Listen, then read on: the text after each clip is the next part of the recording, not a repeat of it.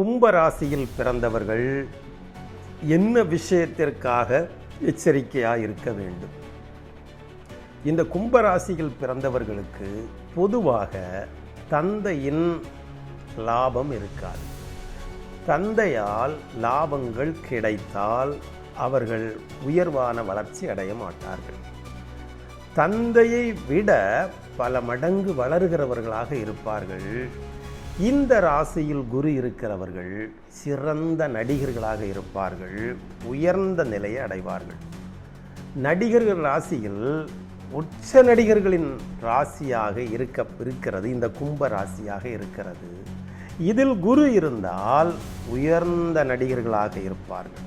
இது ஆனால் தந்தையையும் தாயையும் விட்டு பிரிந்து இவர்கள் தனியாக இருந்தால் மட்டுமே இவர்கள் வளர்ச்சி அடைவார்கள். தந்தையோடும் தாயோடும் அவர்கள் அரவணைப்பில் இருந்து கொண்டே இருந்தால் இவர்கள் வளர்ச்சி அடைய மாட்டார்கள். இவர்கள் வெளி ஊர்களிலோ வெளியே தாய் தந்தையை விட்டு வெளியே பிரிந்து வந்து, இது திருமணத்துக்கு முன்பா பின்பா என்று கேட்டால் திருமணத்திற்கு முன்பே இப்படித்தான் வரும். அதற்கு முன்பே இவர்கள் தனியாக தங்களுக்கென்று ஒரு வழியை அமைத்து கொள்ள வேண்டும். இவர்கள் தனி ராஜ்யமாக இருக்கிறார்கள். 10வது ராசி வரைக்கும் ஒரே ராஜ்யமாகவும், இதன் முந்தைய ஜென்மத்தில் வெற்றி பெற்றதனால் இவர்கள் 11வது ராசியில் பிறக்கிறார்கள். இவர்கள் ராஜ்யத்தில் இவர்களே ராஜா, இவர்களே மந்திரி, இவர்களே பிரஜைகள், எல்லாம் இவர்களாகத்தான் இருக்கும். இவர்கள் எவருக்கும் செவி கொடுத்து கேட்கிறவர்கள் இல்லை. ஆனால் இவர்கள் எடுக்கிற முடிவெல்லாம் வெற்றியாகவும் சிறப்பாகவும் இருக்கும். தாயின் தந்தையின் வாலை தொங்கினால் இவர்களுக்கு வெற்றி கிடைப்பது அரிது.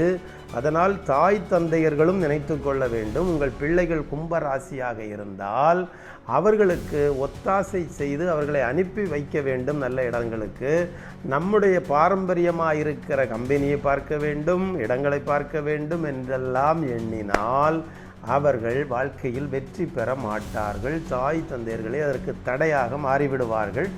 அதனால் தாய் தந்தையர்களே உங்களுக்கு தடையாக இல்லாதபடி அவர்களையும் பராமரித்து நீங்கள் எச்சரிக்கையாக இருந்து வெளியே போய் தனி மனிதனாக நீங்கள் ஜெயிக்க வேண்டும். தனி மனிதனாக ஜெயிக்கிற ராசி இந்த கும்ப ராசியாக இருக்கிறது.